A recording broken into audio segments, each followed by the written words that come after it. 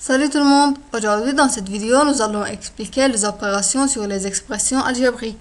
Mais avant tout, si vous n'avez pas visionné les vidéos précédentes sur les expressions algébriques, je vous conseille de le faire, car il y en a des notions que je ne répéterai plus ici. Pour ceux qui aiment, les liens de ces vidéos se trouvent dans la description. Donc, commençons tout d'abord par la définition.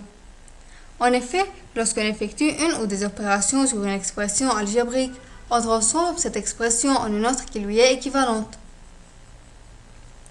Alors, quelle est la méthode? En effet, les opérations mathématiques de base, addition, soustraction, multiplication et division, peuvent être appliquées aux expressions algébriques. On doit alors respecter certaines règles relatives à chaque opération.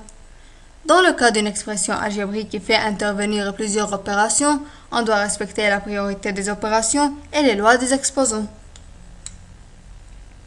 Et attention! Le résultat obtenu lors de ces opérations sera sous forme d'expression algébrique. Toutefois, ce résultat devra être réduit à la plus petite expression équivalente possible.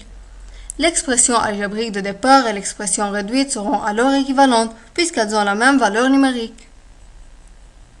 Et important, réduire une expression algébrique, c'est la réécrire sous la forme la plus simplifiée.